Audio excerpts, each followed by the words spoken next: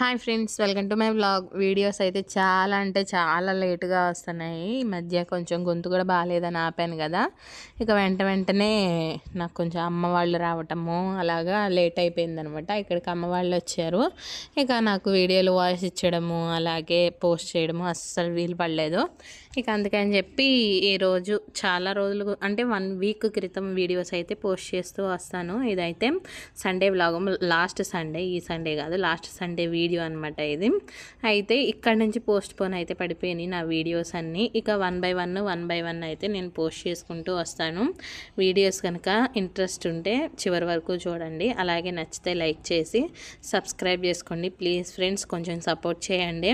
ఇక ఇక్కడ వచ్చి సండే కదా, సండే బట్టలు అయితే ఇవన్నీ బయట ఆరుంటే అవన్నీ మడతలు పెడుతున్నాను.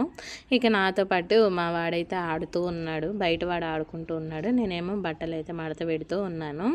ఇక అప్పటికే ఫుల్ ఎండ్ వచ్చేసేసింది. అప్పటికి టైము 10 అవుతుందిలేండి. ఇక 10 ఈ లోపల వంటకి టిఫిన్ చేసేసాము. అప్పటికే టిఫిన్ చేసాము, వంటకి కూడా సిద్ధం చేసేసాను మొత్తానికి.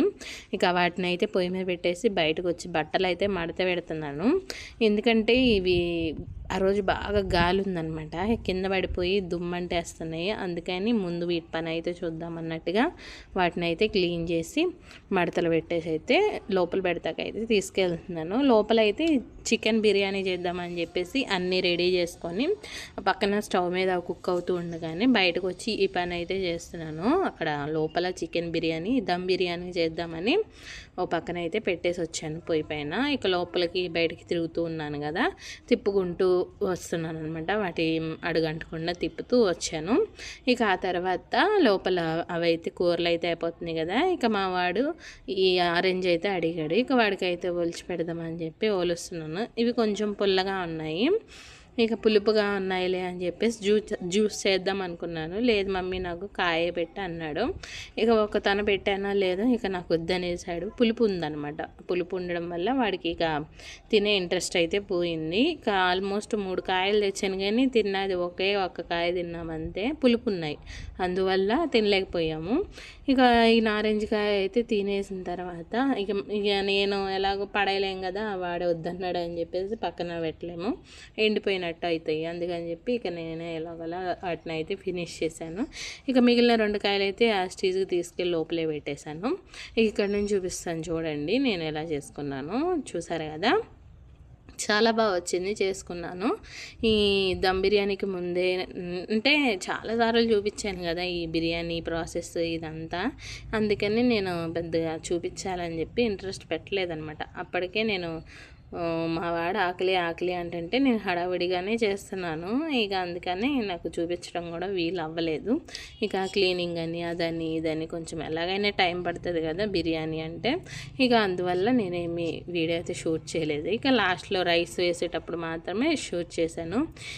రైస్ బాగుంది, కర్రీ కూడా చాలా బాగా వచ్చిందనమాట. కూర చేశాను, కూర గ్రేవీ కర్రీ చేశాను, అలాగే ఈ పెరుగు పచ్చడి కూడా చేశాను అనమాట. టేస్ట్ అయితే చాలా బాగా వచ్చింది. మాకు ఖచ్చితంగా 2 పూటలకు వస్తుంది ఇది. ఇక అంటే నెక్స్ట్ డే మార్నింగ్ కూడా కొంచెం మిగులుతుంది అనుకోండి.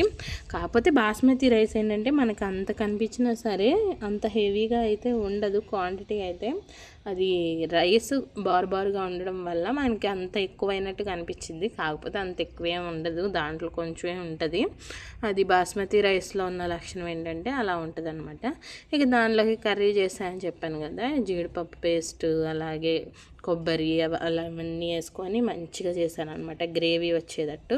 టేస్ట్ అయితే చాలా బాగా వచ్చింది. ఈ గ్రేవీయే సరిపోయింది అసలు బిర్యానీలోకి, మొక్కలతో కూడా పని అవసరం లేకుండా గ్రేవీతోనే అసలు చాలా బాగా వచ్చిందనమాట. ఇది నెక్స్ట్ డేకి ఇంకొంచెం మిగిలితే దానిలో కొద్దిగా గోంగూర కలుపుకొని నెక్స్ట్ డే కూడా యూస్ చేస్తాము. ఇక మొత్తం వంట అయితే పూర్తి అయిపోయింది. ఇక తీసుకొచ్చి పెట్టుకుంటున్నాం అనమాట తిందామని చెప్పి. ఇక మేమే ఇలా తింటామంటే మొత్తం అన్నీ ఒక చోట పెట్టుకొని, ఇక ఉండేది ఇద్దరమే కాబట్టి బాబుకి ఆల్రెడీ ఎలాగో పెట్టేస్తాను ముందే, ఇక ఉండేది మేమిద్దరమే కాబట్టి ఇక ఒక దగ్గరకు వచ్చాను. పదే లేచే పని లేకుండా ఇక దగ్గర పెట్టేసుకొని తినేస్తాము. అలా అయితేనే తిన్నట్లు ఉంటుంది. ఇక మళ్ళీ లేచి మళ్ళీ పెట్టుకొని అలాగైతే నచ్చదనమాట. అంటే కొంచెం అలసటగా అనిపిస్తుంది. ఇక ఒక్కొక్కసారి ఏమనిపిస్తుంది అంటే అబ్బా అనిపిస్తుంది. అందుకని చెప్పి దగ్గర పెట్టేసుకొని మంచిగా సర్వ్ చేసుకొని తింటాం అనమాట. ఈ అలవాటు ఎంతమందికి ఉంటుందో నాతో షేర్ చేయండి. ఇంకా కింద అయినా సరే అలాగే పెట్టుకొని తింటాం. డైనింగ్ టేబుల్ అనే కాదు కానివ్వండి, కింద కూడా పెట్టుకొని అలాగే సర్వ్ చేసుకొని తింటూ ఉంటాం అనమాట. అదనమాట నేను చేసిన బిర్యానీ అయితే. చూడడానికే కాదు, టేస్ట్ కూడా చాలా బాగా వచ్చింది. చాలా అంటే చాలా బాగుంది. హోటల్ బిర్యానీ లాగే ఉందన్నమాట. యాజ్ టీజ్ అలాగే చేసుకున్నాను. ఇంకా నా దగ్గర స్పైసెస్ ఇంకా అయిపోయాయి, పౌడర్ మాత్రమే ఉంది. ఆ పౌడర్ ఒక్కటే వేసుకొని చేశానమాట. అయినా కూడా మైల్డ్గా బాగుంది. ఇక అవి కూడా వేసినట్లయితే అచ్చంగా ఈ హోటల్ మసాలా అంతా వచ్చి అలా బాగుండేదన్నమాట. అది ఇక మైల్డ్గా బాగుంది. బాబు కూడా ఇష్టంగా తిన్నాడు. ఇక ఇక్కడ వచ్చేసి రాగి ఇడ్లీ అయితే వేసుకుంటున్నాను.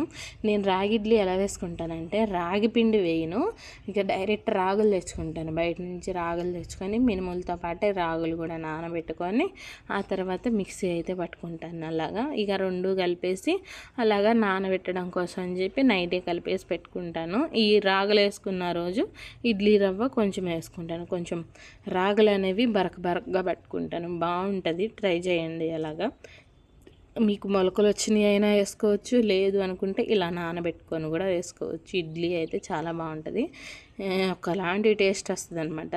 మంచిగా డైజెషన్ కూడా అయ్యిద్ది, బాగుంటుంది. నేను ఈ విధంగా చేసుకుంటాను ఇడ్లీ పిండి. ఇక ఈవినింగ్ 6:30కి పిండి అయితే రుబ్బేశాను. మా వాడిని అయితే రెడీ చేసిస్తాను.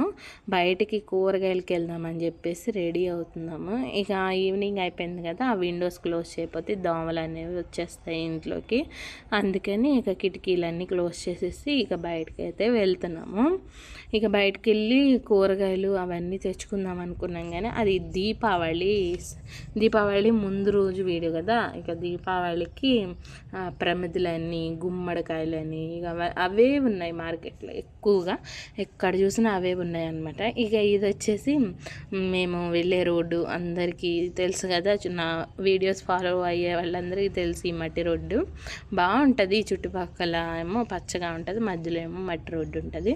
ఇగోండి చెప్పాను కదా, ఈ కూరగాయల దగ్గరికి అయితే వచ్చేసాము. ఈ కూరగాయల్లో ఆల్మోస్ట్ గుమ్మడికాయలే ఉన్నాయి. ఎక్కడ చూసినా చాలా వరకు గుమ్మడికాయలే, కూరగాయలు చాలా తక్కువగా ఉన్నాయి. ఈ వంకాయలు అయితే కనిపించాయి, మంచిగా ఉన్నాయి, కానీ చూడడానికి పుచ్చులు ఉన్నాయి. ఆ పుచ్చులు ఉండడం వల్ల ఆవిడ కొప్పొచ్చి 10 రూపాయలకి అలా ఇస్తున్నారంట. ఇక నేను తీసుకోలేదు, ఆ పుచ్చులు ఎక్కడ ఏరుకుంటాంలే అని. ఇక వీటిలో ఒక గుమ్మడికాయ అయితే తీసుకున్నాను. ఈ గుమ్మడికాయతో ఏం రెసిపీ చేయాలో నాకైతే అర్థం కావట్లేదు. అది ఇప్పటి వరకు అలాగే ఉంది, చూడాలి. మీకు ఏమైనా రెసిపీస్ తెలుసుంటే నాతో షేర్ చేయండి, కామెంట్ చేయండి. అదనమాట. ఇక పెద్దగా కూరగాయలు కూడా ఏం కొనలేదు, చాలా కొంచెమే తీసుకొని వచ్చాము కూరగాయలు. అదే ఇక గుమ్మడికాయలని అవన్నీ ఇవన్నీ ఇక తీసుకొని వచ్చాను. ఇక మా వాళ్ళు అయితే ఇంటికి రాగానే ఇక బాంబులు అయితే పేలడం మొదలుపెట్టారు. మా వాడికి తీసుకొచ్చిన బాంబులు అయితే ఇవే అండి. ఇప్పుడు కొత్తవి ఏమీ ట్రై చేయకండి, అంటే ఇప్పుడు గిటార్లని అవన్నీ ఇవన్నీ వస్తున్నాయి కదా, అలాంటివి ఏం ట్రై చేయబాకండి. మనకు తెలిసినవి పేల్చుకోవడమే ఉత్తమము, ఎందుకంటే అవి పేలుతున్నాయంట చాలా వరకు. చాలా వీడియోలే చూశాను. అదనమాట. వీడియో అయితే ఇక్కడితో ఎండ్ చేసేస్తున్నాను. వీడియో కనుక మీకు నచ్చినట్లయితే ప్లీజ్ ఫ్రెండ్స్ లైక్ చేసి సబ్స్క్రైబ్ చేసుకోండి. ఓకేనా ఫ్రెండ్స్, మరి ఉంటాను. Bye friends, bye.